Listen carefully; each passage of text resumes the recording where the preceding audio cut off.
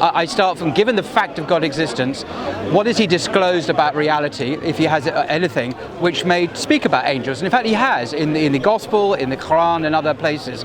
So angels' existence is epistemologically certain, given God's reliability as a maximally great being who gives omniscient and true information. But if we start from our individual consciousness, like you're doing, it doesn't get us very far. We kind of walk 2 little steps, and then all of these dimensions, all this metaphysical reality, it's like pulling ourselves up by our bootstraps. You can't get there because we're starting from the wrong place. If we start from somewhere else, we'll get to that destination. Here's where I think we agree. I think I'm coming from a phenomenological position. Yeah, and exactly. Heidegger, that kind of thing. Husserl, I think that you start with what you can be certain of, and you work outward because you understand that you will deceive yourself, and you pursue self-consistency as best you can, and then hopefully it leads you to more complicated conclusions and axioms that you can have some faith in, such as your faith or another faith and belief in various disciplines, scientific and whatever. But I come at it phenomenologically. You're coming at it from what I can describe as an article of faith. You're starting with an article of faith, and that's fine. It doesn't mean it's wrong. I don't think it's an article of faith. Methodologically, I'm not framing it. No, for me, it's not an article of faith. It is a fundamental fact, reality of existence. God's existence is the a priori reality from which all other lesser realities are created. And I also think I would challenge your phenomenology there, because the existence of I, of the self, has been challenged all over the place by modern neuroscience, psychology, which even questions the existence of an I, a subjective I, that exists through time.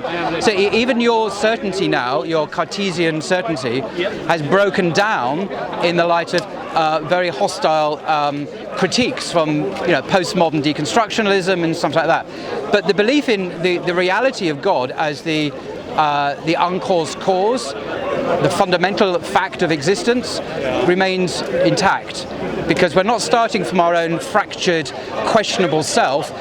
We're starting from the metaphysical absolute, and from that, acknowledging that fact, then we can learn things about unseen realms. We can learn about the existence of angels, which has been the trigger for our conversation. Do angels exist? How do we know angels exist? I know they exist because the maximally great being, who is called God, who is perfect and has all knowledge, has told us about this unseen realm, along with the Day of Judgment, the existence of demons, historical figures that I've never encountered before, a whole range of information which this being has accurately and infallibly communicated to us as a species. So I don't start from my own fractured, questioned self, which may not even exist according to many Western thinkers. I start from the unchanging, perfect ground of our being, also known as God.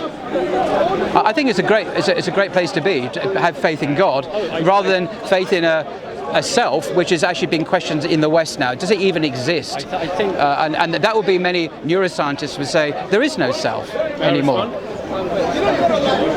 I think faith is essential in any epistemology, and if atheists don't seem to understand that, but there's not a scientist in the world whose core axiom isn't something they have faith in and then they build up.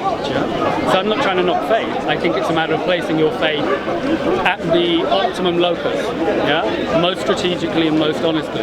Where do you make your statement of faith? What you're saying to me still sounds like you are making an assertion of faith as your core axiom, and that's fine. But you're talking about ontology and I'm talking about methodology. Within an ontological framework, you're correct, because what you were discussing would be the absolute ontological first principle, and everything would follow from that, and your description's correct. I'm investigating the methodology by which we reach that point. And I'm asserting that what you are making is an article of faith, and that may be a good thing, because we've all got to make it. What do you mean by an article of faith? What do you mean by that? An argument from faith. It means that the very first, everyone's got to have a first axiom that they're going to believe before they can proceed to a more complex series of inductions and deductions. I'm with you on that. Scientists and so on. Yeah, that's true. The article of faith which you seem to be placing as your core axiom is that the Quran is sacrosanct and accurate on an ontological level. I think the thing I can be most certain of methodologically is that existence is occurring. When you just described the fact that we queried in the West whether there is an I or whatever, you're correct, that's why I didn't phrase phrase it that way. I didn't say I even know. I don't know if I'm an I don't know if I'm a we. My level of certainty, my core axiom is experience is occurring. Maybe I'm dreaming, maybe I'm a multiplicity, but there ain't nothing happening. Something is occurring at a qualia level. So you just said, to interrupt, you said you might be dreaming, but that would undermine your premise that your feelings are this certainty that give you epistemic certainty, and then from that you move out into other things. If you know the brain in the vat thing, you know, in philosophy, or you could be dreaming now. If you are dreaming now, then you're not actually having these experiences in the real world. They are a byproduct of your imagination while you're asleep. So how can you be certain, given what your own point here, for those two objections, that you are having real experiences, objective, and not just the byproducts? So you can't. I'm cutting deeper than that. Right. I'm trying to, because so it doesn't give you certainty then. Your point's exactly valid. Correct. But you're talking about how accurately can I interpret my experience, and I'm saying I'm cutting deeper than that. All I'm saying is I'm certain I'm having experience. Before I can interpret what it is, and I will always be fallible in that, I have to acknowledge I am having it. So qualia is occurring and inevitable. What's qualia mean for everyone? Qualia would be a property of a subject as opposed to an object.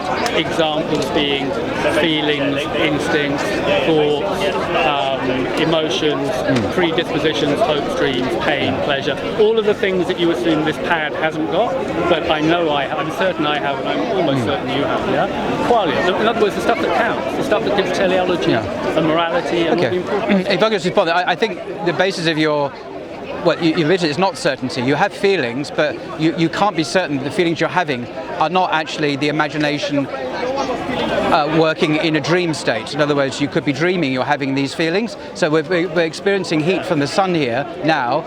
It's possible that actually you are in a cold room back in February, or in February, dreaming you're a speaker's corner during a heat wave. So your feelings in that case are not a reliable guide to what's actually going on. It could just be a fiction that you're and secondly, the famous experiment of the brain in the vat. So an evil genius is manipulating our brains to make us believe as an illusion, obviously, that we are having various states of experience. So whatever experience you could say could be just triggered by an evil genius who's got our brains in a vat in a laboratory. So your methodology is premised then on experiences that you can't even verify are authentic, because the experience itself is quite different. If you're experiencing heat from the sun, but you're actually lying in bed in February during the winter, you can't say that's just experiencing the heat of the sun, analogous in any way to our actual experiencing the heat of the sun now in August. You may think that they're not the same experience. One is wholly illusory, with devoid of any objective content back in February. This one, which I'm taking is real, is real because we're going to get sunburnt if we're not careful. We're going to experience real consequences. So I think your easy acceptance of the intrinsic identity of these two different things just as experience is questionable as well, because one could be false, another one could be. So one could be false, or there could be true. I'm really trying very hard to express that I understand any diagnosis I give or interpretation can be wrong. I'm not laying that as my core axiom. My core axiom is that experience is occurring. That's all. I'm not. Everything that you've just said, if you were to play the tape back, I believe, were examples of how I might have misdiagnosed my experience. But I can't diagnose it until it's already on the table as a. But how do you know you've misdiagnosed it? Oh, you don't. The diagnosis is methodology, and now we're going deeper, and it's epistemology. No, I ask that not to be awkward, but because it's easy to say, X is my dreamlike experience of the heat of the sun is an illusion, and we can just diagnose that. But it comes back to the question: how do we know we're asleep and we're awake, for example? And so. Maybe you have a solution to this, but it seems to me a tad facile just to say, we can diagnose things as illusory. But how do we do that? I'm not sure how you do that. Hand in hand. How do we do that? You're right, we have to do that. It's essential, and that's a lot of the hard work. But to be aware of what your core axiom is. Now, if your core axiom is a certainty in any given interpretation of your experience, it may be flawed, which is why I think Descartes, although he overstated it, and the mystics, what we're trying to say is experience is occurring, that's all. We're not defining it, we're not interpreting it, we're just like everyone to agree that the unique property identity of a subject is happening here, and I assume for you as well. That doesn't happen to objects. If we start with that as a thing which is not cognitively certain because it's pre-intellectual, yeah? It's just the immanence of subjective experience is unavoidable. Then the argument is how best to diagnose it. Yeah? Okay, I mean, I just don't think this kind of experience that we are speaking of is a terribly reliable way epistemologically to gain knowledge, because it is vulnerable to critique. And the two examples I give, these are well-known, as you know, well-known examples in philosophy. I'm not saying anything new here. As a standard critique of Descartes and so on. But in terms of the existence of God, this is you mentioned your definition of faith, and I think I would go with that. So we've got to have first principles that we accept. And I think the religious answer that the existence of God as an a priori first principle from which we then understand everything else is, for me, axiomatic. The existence of God is self-evident.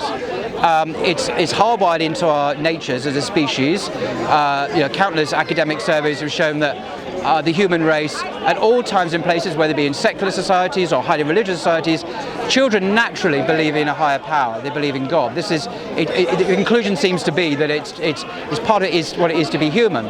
So that this is part of our nature to believe in God. Atheism is unnatural. It goes against our natures. It goes against the world we see around us, which has all these signs of a transcendent mind having brought this into being. So that's where I would start, with God, and then from that, methodologically, flow all the other issues about the existence of angels, whether or not the Quran is the word of God, how we live good lives, what is the purpose of life gets answered, gets addressed in that thing. But to start from the uncertain principle of experience, which can and cannot be illusory, and we have no way, I think, of deciding from that basis what is illusory and not, is a very uncertain way of living life. I don't see it as very fruitful. I totally hear you. Unfortunately, I do believe that seems to be the human condition. It seems to be where I've landed. It seems to be where we've landed, and we should grapple with it as a test. I'm happy that when the world's religions, including Islam, say this is an important test. And we have to then start trying to diagnose and understand the world around us. I'm coming in from a phenomenological perspective. I know. You're coming in stating quite correctly that if you're correct about ontologically about God, then obviously we should all focus on that. It should be our first principle and everything from there. Exactly. Okay, and I get. But why do you object to that? I mean, I know you have your phenomenological methodology, but I'm not quite clear why you have chosen that methodology in the first place, because it seems to me not to offer much in the way of yaqeen, certainty, whereas the metaphysical grounding of our lives in existence, the unchanging existence of the eternal God, the Creator, seems a much better place to root oneself. And if that is the case, why haven't you done that? That's my question to you. Actually, my own cognitive bias. I used to believe in miracles, and I'd love to believe in God in the full-blown sense that you do. Okay. So the appeal of that is clear to me. So why not then? I haven't given a reason why you don't. Well, a lot. I mean, because my second axiom is the self-consistency principle. The first is I am. The second axiom is I'll view everything from as many different angles as possible and try and be self-consistent. And part of that is being aware of my own psychology. And the very fact that I want to believe so much should caution me against my own cognitive bias. I feel it should.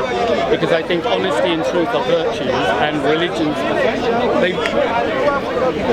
they alert you to pursue truth almost above all else. If you follow the truth, you will get to God. Now, sometimes that puts you on a path where you've got uncomfortable conflicts with how you feel and your biases. So I'm just trying to handle the truth as honestly as I can, because I think it's the best anybody can do. And I think religion tests you to do that. I think that's what religion's asking you to do. Have faith even when things don't make sense. So although I'm not embracing the view that you have, I can feel the appeal of it. You speak about cognitive bias as if that's necessarily a bad thing. But I think from a Muslim point of view is because we're hardwired to believe in God anyway as a species, this is not a bias we need to be worried about. This is something wisdom lies in recognizing the way we're made and living according to it. So I have needs and desires and understandings. To live by those wisely is a good thing. Agreed. To see them as biases that I need to be wary of is perhaps an unduly skeptical reserve in the face of what does it mean to live a good life. Yeah. So we should optimistically and gladly embrace good things, especially when our bias conforms to them, because that means we're on the right track, because we are made to act in certain ways. So if I get pleasure from doing good things, good works, being kind to people, that's my cognitive bias. I'm not going to I'm not going to start worrying about that and saying maybe I should course correct and not be good. Use that positive trajectory, capitalize on it, develop it in healthy ways. Likewise, the belief in God, which is natural to our species, I believe, is a wholesome and a healthy reality we need to capitalize on by using our minds to actually ask those questions. Well, who was Jesus? Who are the prophets? What has God actually said? Has he said anything to mankind? So we can then investigate further into the Quran, the Bible, and so on, and ask those further questions about the details of that. But the fundamental orientation is a healthy one and should be affirmed and gone with, like many other healthy attributes that one may have. They're not biases. These are positive instincts that we should cultivate and develop. So good instincts should be followed, but I don't think religious belief is a bad instinct because it's in accord with our natures and existence of God. I wasn't presuming it was automatically, with my bias automatically would damn it. I just think it's wise to be aware of your bias. I didn't want to overstate the bias thing, yeah? In that sense, that's a very moderate thing to say, but we should be cautious, but I think we shouldn't build in caution to make it an epistemic principle such that it inhibits us from actually moving forward in our lives. I'm not running away from religion because I'm aware of my cognitive bias. That wouldn't be a good enough reason in and of itself. I'm just noticing it in the balance of pros and cons. Right. I'm just factoring in a bit of my own cognitive bias. Okay. I think what I'm liking that we agree, I like to find points of agreement with people as much as possible. You said it's about living well, how you live well. I totally agree with you. I think in all of this you need to ask yourself, what's the first question being asked? Exactly. And I think the first question that all religion is asking and all human beings will always ask themselves is, how do I live well? How do I make good choices? Is that something we can agree on? That's an intrinsic question. It's maybe the first question to ask. It's certainly one of them. I think Islamically it would be not so much, it would be what does God want of me in this situation? So we accept already the existence of God and revelation and prophets. So then we'd ask, given this situation, what does God want me to do in this situation? So it wouldn't be a more fundamental question of why am I here? Oh, that's important too. But for a healthily functioning religious person, they should be asking what's the will of God in this situation. So they've gone beyond the does God exist phase or who is God phase to saying I trust that God is Ar-Rahman Ar-Rahim, the most compassionate, most merciful. What does he want me to do with this situation, with this elderly woman who's trying to cross the road here? What does God want me to do now? Asking that question is the point now, not whether or not God exists. That is something we've already agreed upon. It's not we, I mean, people generally already accept that anyway. So the question is, what does this God want me to do? So your question is. People agree on it is not accurate. I think 99% of humankind have always agreed on that. Absolutely. Really? Oh yeah. Absolutely. If you straw poll the 8 billion people on the planet right now, I think you'll find it's not just 1% of them. I think. What I understood, I could be wrong, that atheists make up only 1 or 2% of the global population, and the thing is, it's a decreasing percentage of the world's population. Atheism is becoming less and less chosen by people globally now.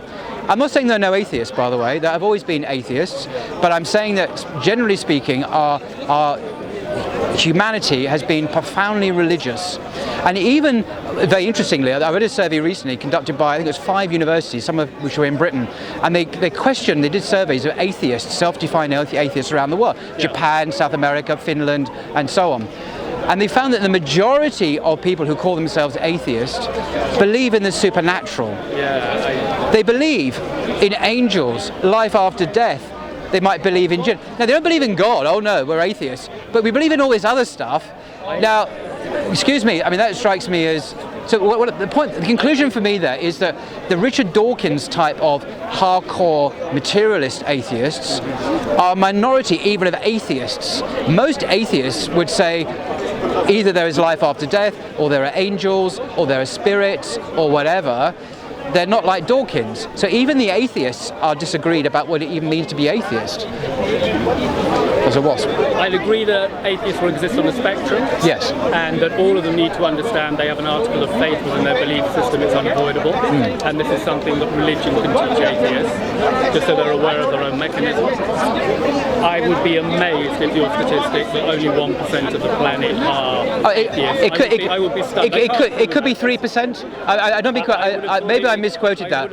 It's a very tiny number of people in the globe who identify as atheists. I would dispute what you just said, but I've got no way of proving it. And well, we could Google it now.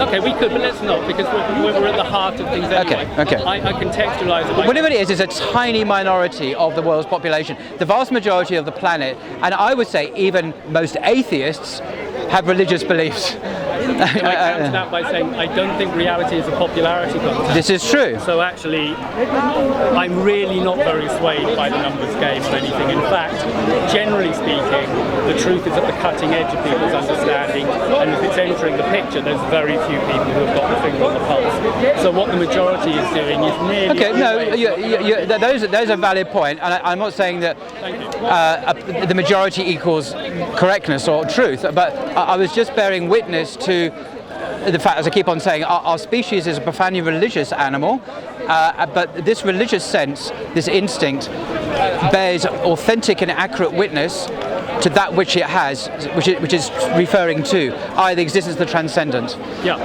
I think it's objectively true, as well as the human experience. The human experience is not wrong in this case, although majority votes can be wrong. In this case, it is right. Okay. Just because majorities are sometimes wrong doesn't mean they're always wrong. Sometimes they're right. Yeah, no, sometimes they're very, very right. Sometimes they're very right, sometimes they're very wrong. But on this issue of fundamental metaphysics, our human race is right. Yeah. And I think we're still seeing the fruit of that now, where Islam is the fastest growing religion in the world. Religions generally are booming everywhere on the planet, apart from here in Western Europe and in many parts of the US. But Eastern Europe, religion is very, very strong socially. In Russia, China, Africa, South America, the Far East, everywhere, religion is really taken very seriously by people, apart from here. Thank goodness, reality. Apart from Speaker's Corner. But I agree with your point. We're agreeing that human beings come with an a priori nature, yeah? And I think this is crucial. So to me, the primary, when it comes to a lot of these discussions, the primary line is between blank slate thinking and a priori thinking, yeah? In the a priori camp sit all the religious communities who believe in souls and so on. All the faiths have that in common. And strangely enough, if you're a Darwinian, same thing. You could accommodate that. Yeah, you could do. Yeah. Who's an atheist? Yeah, who's an atheist, but we're actually all sitting on the same side. I think in the moral battle of how to live, the primary problem is the people who would represent that there are no intrinsic values. Or yeah, I like the way you described it, the blank slate. I think this is one of the fictions of our Western era, that was somehow we come into the world without any beliefs, any predispositions to believe anything. It's a crazy idea. It's not true to lived experience, and has little science to back it up either. But that means that I agree. Even Paris is in the same camp with us thus far. I know we're going to split we're going to fracture it out, but it's good to find the common core ideas that we share and to examine them constructively, and not just do what seems to happen around speakers most of the time, which is this eternal bashing about, I mean, how many times can we do the Trinity? You know what I mean? Quite a lot, it seems. Well, it's such a shame. Actually, I appreciate your view on the Trinity, just for a second. It seems to me that in Islam, you believe that God is extrinsic to creation, I think. So he creates the universe from outside. And therefore, when you hear about the Trinity, to you it seems crazy that something infinite has suddenly truncated itself into something small and finite. It doesn't make sense. And I can understand why. In the Christian tradition and the Kabbalistic tradition and others, we come in a Spinoza type view. We come from the view that God is intrinsic. Yeah? Now, if God is intrinsic, obviously God is in Jesus because God is everywhere. So to us, it's not so mentally jarring. It's illogical from your framework if it's extrinsic, but you don't seem to appreciate how natural and non-contradictory it is from a framework where we believe God is intrinsic. Now, I don't know who's right about intrinsic or extrinsic, but isn't that the level to have the debate at? Because that's what's underpinning the problem. Instead of this eternal thing, and I think it's rather disingenuous when people make out they can't wrap their head around the idea of the Trinity. I don't happen to believe in the Trinity. I think the Muslims are correct in their critique of the Trinity and original sin. But I can mentally wrap my head around the possibility of it. And when I hear people talking about it's outrageously illogical, I don't think they're being very honest. You know what I mean? Yeah, I think there are many reasons why the Trinity idea is questionable. My own preferred method, which is not necessarily the Islamic method at all, it's just my own personal view, is that responsible mainstream historical scholarship has, I think, come to the conclusion that it's highly unlikely that Jesus thought he was God. I saw you do quite a long talk with somebody where you seem to be saying that Paul had misrepresented Jesus. Whoever did it, or it may not be a question of just one individual doing it. I don't think Paul believed in the Trinity either. The Trinity is a later concept developed in the church. So it's anachronistic to attribute it to any first century writer. But I think the evidence is very good that the historical Jesus was a first century Palestinian Jew who practiced Judaism, the Israelite religion, and did not think that he was Yahweh. There's a lot of evidence, early evidence, historical evidence suggests that's the case. So the question of the Trinity is simply not on the table when it comes to that methodology. As regards the, so Trinity is simply not there in Jesus' own experience. So it's just out the window. But if you want to look at the doctrine in itself, I think it is incoherent because as the Athanasian... Even if God is intrinsic to reality... Well, let me explain how. It becomes less incoherent with you have an intrinsic God. You think it's equally incoherent no matter which... Well, let me explain why I think it's incoherent, because I don't want to be constrained by Spinozian terms of reference here. I have my own other reasons, with nothing to do with Spinoza's concept of God, which I'm not sure I entirely understand either. Having read Spinoza's book Ethics, where he discusses God or nature, I'm thinking, what are you getting at here, Spinoza? But you're way ahead of me then. I haven't read Spinoza. I've read around and about. To be honest, I read it when I was doing philosophy at uni, and I thought, I'm not impressed. Anyway, I'm not going to go there. My own reasons for seeing the doctrine of the Trinity as incoherent, nothing to do with Spinoza. We take the Athanasian Creed, for example, which is Athanasian Creed is a 6th century creed, not actually by Athanasius, who was a 4th century Jew, but nevertheless is a creed that's recited in the Catholic Church, in the Orthodox Church, in the Church of England, and it says, in part, that the Father is fully God, the Son is fully God, and the Holy Spirit is fully God. But they're not three gods, there's one God. Now, simply saying that they're not three gods but one God doesn't really satisfy me when you've already stated that the Father is fully God, and the Son is fully God, and the Holy Spirit is fully God. And they're not the same, they're distinct beings. This is what I would call tritheism. Now, it's not that I don't have a Spinozian understanding of metaphysics, it's a simple common sense that three is not one and one is not three in that definition of the Trinity. You can't have you can't have three fully gods and be a monotheist. And I think Jesus was, as a good Jew, was a monotheist. If you take it that literally, and I don't believe in the Trinity. Okay? No, I know. So I'm not here to wave the flag for the Trinity. I'm not sure why we're talking about it, to be honest. If you don't believe it, I don't believe in it. Because the conversation we're having now and some of the others I have are far more interesting to construct it. Okay. And it's a shame that so much clickbait is hammering this. It seems to me that a lot of them, the baseline conservative Muslims are looking for the weakest arguments in Christianity, behind the Trinity, and they hammer that one point. And I'm not surprised. No, I agree that I think that's not a great way to do. It's not a great way to do Dawah, and I'm as guilty as anyone because you're out to destroy your enemy, and then you talk about Islam. That's not Dawah. Dawah is about calling people to the truth of Islam, not about destroying the enemy. But by finding arguments to undermine their faith. I mean, you can argue that Jesus is not God based on the Quran, of course, but the kind of way it's done, without regard to the whole person and sort of attacking this kind of adversarial aggressive discourse, I think is not really Dawah. It's ego-driven. There are some good people here, though, as well. No, I'm not in any way saying I'm better than anyone else, because I've done it as well over the years. So you're already good because you're aware of it and that. I respect you, and I hear you're respected by quite a few people here who I respect. Alhamdulillah. So you're much better to talk to. There are other people here I won't know. Anyway, all I'm saying is that I've made lots of mistakes, and I'm not in any way better than anyone else.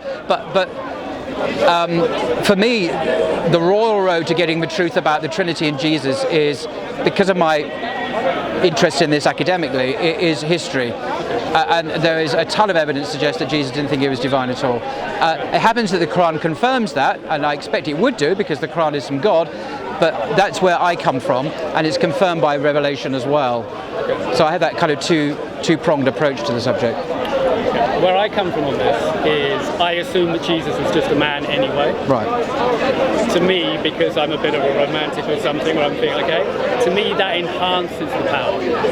Okay? To me, Superman is not an impressive character. No, indeed, yeah. Because Superman has no fear. Superman isn't even brave. He has no fear because he's indestructible. Exactly. I think this is a very good point. This is a very good point. Christianity is that the guy is very, very vulnerable and very human.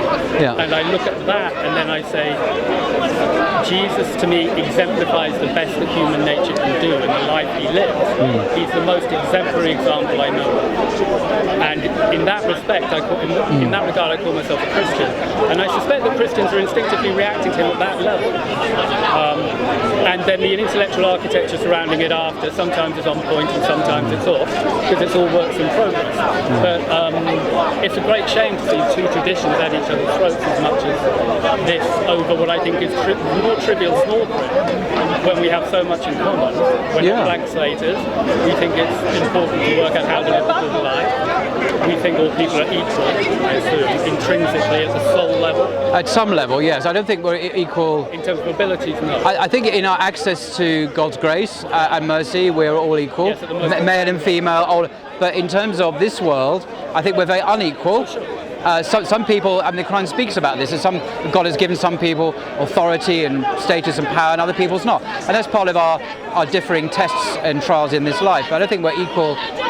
I think at the horizontal level, I think we're very unequal. I think we're all equal as subjects, and we're all unequal as objects. So we've all got different objective properties, height, strength, intelligence, exactly.